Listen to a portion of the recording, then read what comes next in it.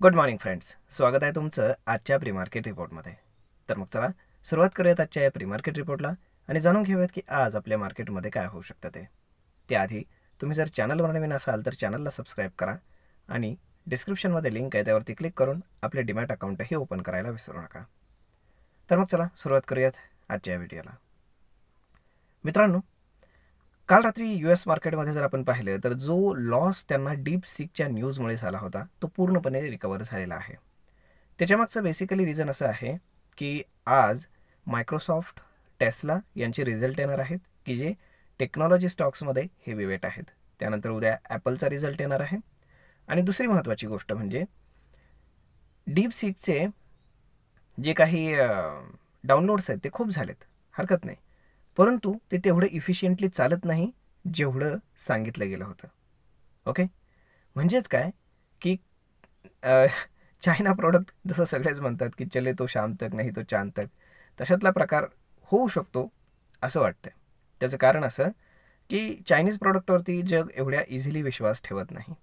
आणि महत्त्वाची गोष्ट म्हणजे ते एवढ्या लो कॉस्टमध्ये बनवत आहेत, तर साहजिकच आहे त्याच्यामध्ये काहीतरी मेजर प्रॉब्लेम असू शकतो असंही सगळे म्हणत आहेत.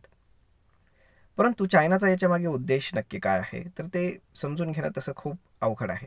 कारण ते ओपनली जगामध्ये कुणाशी काहीही बोलत नाहीत आणि बरीचशी माहिती ते लपवूनच काम करत असतात. त्यामुळे जनरली त्यांच्या प्रॉडक्ट्सबद्दलची सगळी माहिती कुणालाही नसते. त्यामुळे इझिली कुणीही विश्वास ठेवत नाही. ओके, त्यामुळे डीप सीक काय आहे किंवा ते किती चांगलं परफॉर्म करतं हे कळण्यासाठी काही महिने जावे लागतील. त्याशिवाय ते समजणार नाही की यांनी आणलेलं प्रॉडक्ट खरंच युजफुल आहे की बेकार आहे. ओके, आता दुसरी महत्त्वाची गोष्ट, जर आपण काल रात्री US मार्केट पाहिलं तर ते चांगल्यापैकी म्हणजे ऑलमोस्ट रिकवर झालेलं आहे चांगल्यापैकी. आणि तिथले फ्युचर्स देखील आता हायर ट्रेड करतात. परंतु चायना आणि एशियन मार्केट जे आहे तर ते बंद राहणार आहेत, कारण तिथे चायनीज न्यू इयर आहे. त्यामुळे ऑलमोस्ट एक आठवडाभर ते सगळेच बंद राहणार आहेत. सिंगापूर, तायवान, चायना मार्केट, म्हणजे एशियन मार्केट्सकडनं फार काही क्ल्यू मिळणार नाही आहे. जर आपण इस्रायल हमासचं पाहिलं तर हमासनं इस्रायलचे जे काही ओलीस ठेवलेले लोक होते ते सोडून दिले. त्यामुळे तिथला मेजर जो प्रॉब्लेम होता तो आता पूर्णपणे थांबलेला आहे. म्हणजेच काय की एकंदर जर आपण पाहिलं तर सगळ्या गोष्टी, जिओपॉलिटिकल टेन्शन असेल किंवा मग अजून बाकीच्या काही गोष्टी असतील तर या सगळ्या आपल्याला फेवरमध्ये जाताना दिसत आहेत. ओके, आता जर आपण आपल्या मार्केटकडे आलं तर आपल्या मार्केटमध्ये काल एक रिकव्हरी पाहायला मिळाली. त्याचं मुख्य कारण होतं ते म्हणजेच RBIने दिलेली एक न्यूज. RBIने सांगितलं की आम्ही 60,000 कोटी रुपये बँकांना देऊ, इंजेक्ट करू मार्केटमध्ये, जेणेकरून लिक्विडिटीचा प्रॉब्लेम येणार नाही. तर ही गोष्ट बँकिंग स्टॉक्ससाठी फार चांगली होती. त्यानंतर आता जर आपण दुसरी गोष्ट जर पाहिली तर FISने पुन्हा सेल केलेला आहे. FISनं ऑलमोस्ट 4,500 कोटींच्या आसपास सेल केलं आहे. त्याच्या अगेन्स्ट डोमेस्टिक इन्स्टिट्यूशन्सनं 6,000 कोटींचं बाईंग केलेलं आहे. या सगळ्या गोष्टी जर पाहिल्या तर गिफ्ट निफ्टी इंडिकेट करत आहे की मार्केट ऑलमोस्ट फ्लॅट ओपन होतं आहे. एक 20-30 पॉईंट इकडे तिकडे मार्केट ओपन होईल. तर मग पाहणं जास्त गरजेचं आहे, कारण काल मार्केटनं 23,000 क्रॉस केलेलं आहे आणि वरती क्लोज केलेलं आहे का तर बिलकुल नाही. कारण 23,000च्या वरती मार्केट गेलं होतं, परंतु मार्केट तिथे तग धरू शकलेलं नाही.